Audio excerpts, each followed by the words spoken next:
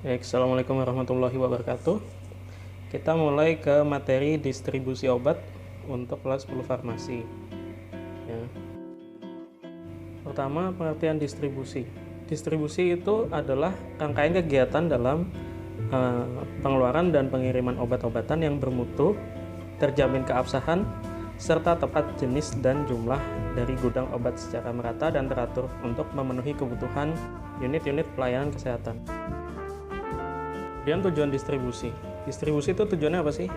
Jadi adalah pertama, terlaksananya pengiriman obat secara teratur dan merata sehingga dapat diperoleh pada saat dibutuhkan.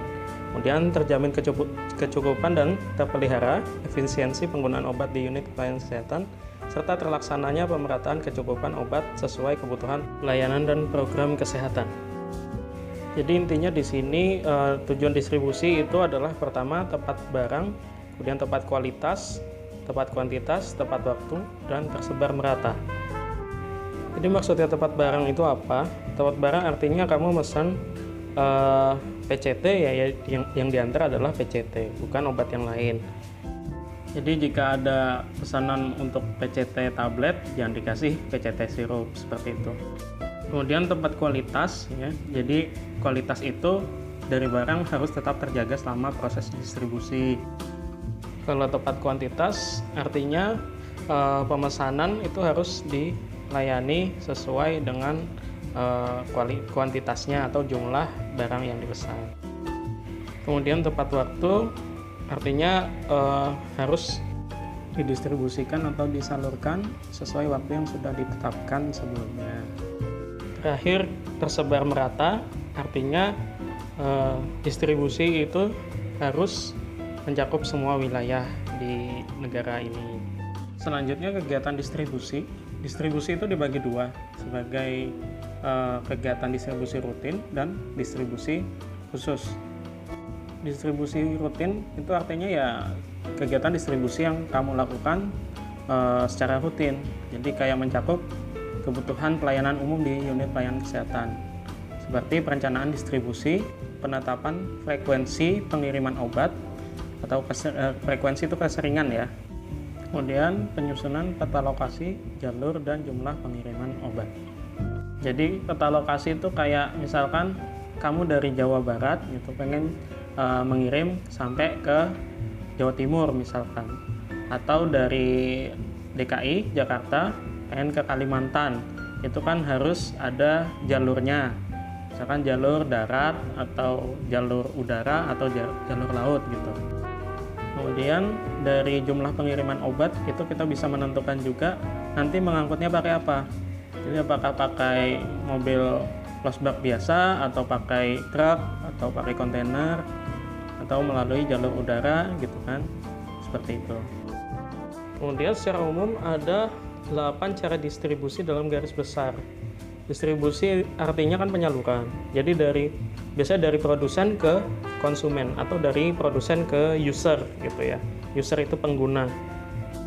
Pengguna di sini bisa berupa konsumen atau end user yang dia itu secara langsung merasakan manfaat dari produknya itu. Bisa juga dia itu sebagai produsen atau industri.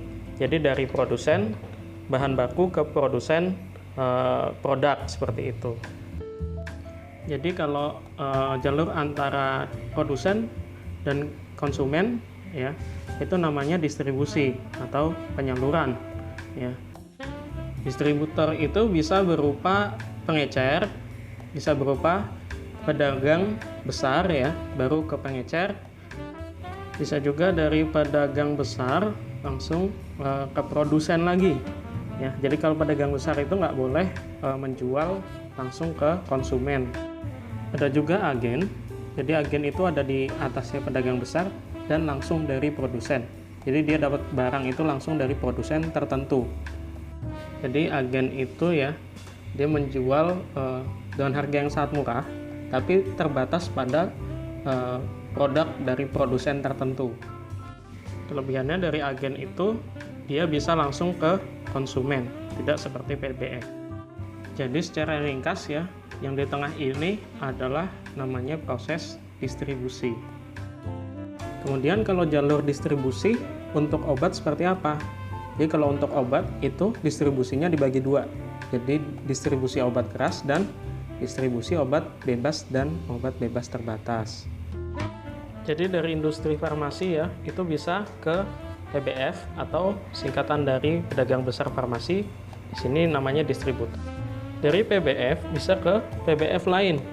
Jadi namanya subdistributor ya. Kemudian bisa juga ke apotek, ke RS dengan instalasi farmasi. Instalasi farmasi itu kayak apoteknya yang di rumah sakit gitu ya. Kemudian bisa juga ke toko obat berizin.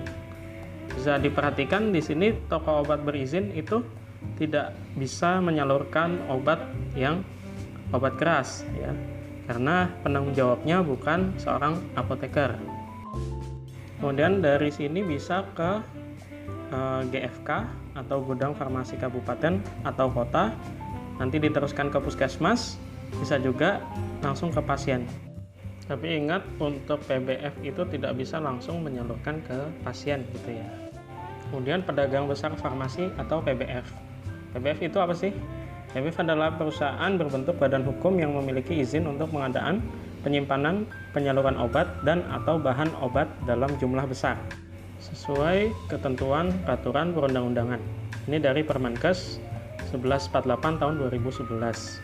Sedangkan untuk obat adalah bahan atau paduan bahan, kombinasi bahan maksudnya, termasuk produk biologi yang digunakan untuk mempengaruhi atau menyelidiki sistem fisiologi atau keadaan patologi, keadaan sakit ya, dalam rangka penetapan diagnosis, pencegahan, penyembuhan, pemulihan, peningkatan kesehatan, dan kontrasepsi untuk manusia. Kemudian bisa dibaca sendiri ya. Bahan obat itu adalah bahan baik yang berkhasiat maupun tidak berkhasiat yang digunakan dalam pengolahan obat dengan standar dan mutu sebagai bahan baku farmasi, termasuk baku pembanding. Kemudian cara distribusi obat yang baik, yang selanjutnya disingkat CDOB, adalah cara distribusi atau penyaluran obat dan atau bahan obat yang bertujuan untuk memastikan mutu sepanjang jalur distribusi penyaluran sesuai persyaratan dan tujuan penggunaannya. Jadi obat itu digunakan oleh orang sakit untuk sembuh ya.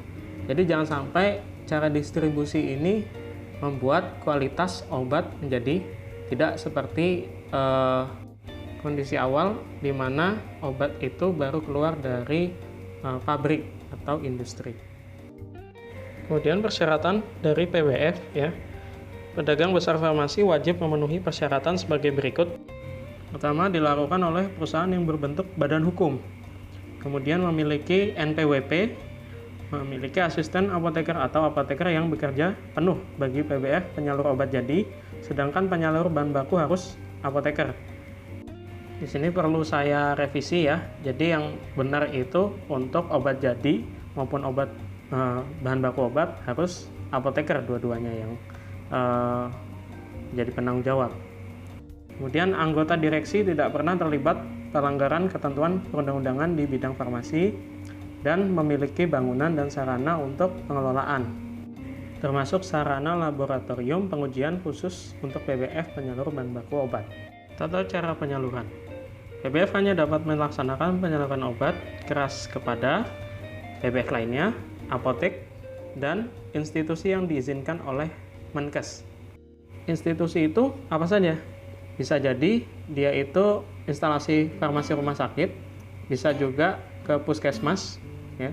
Bisa juga dia itu ke institusi pendidikan seperti kampus, ya, untuk kepentingan penelitian. Kemudian dokumentasi. PBF wajib melakukan pembukuan dengan lengkap setiap pengadaan, penyimpanan, dan penyaluran perbendaharaan farmasi, sehingga dapat dipertanggungjawabkan setiap saat dilakukan pemeriksaan. Pembukuan yang dimaksud mencakup surat pesanan, faktur penerimaan, faktur pengiriman dan penyerahan, kartu stok di gudang maupun di kantor PBF. Apa saja larangan PBF? PBF itu dilarang menjual perbekalan farmasi secara eceran, baik di tempat kerjanya atau di tempat lain. Dilarang melayani resep dokter dan melakukan pengadaan, penyimpanan, dan penyaluran narkotika tanpa izin khusus dari Menkes. Ya. Kemudian pencabutan izin usaha PBF.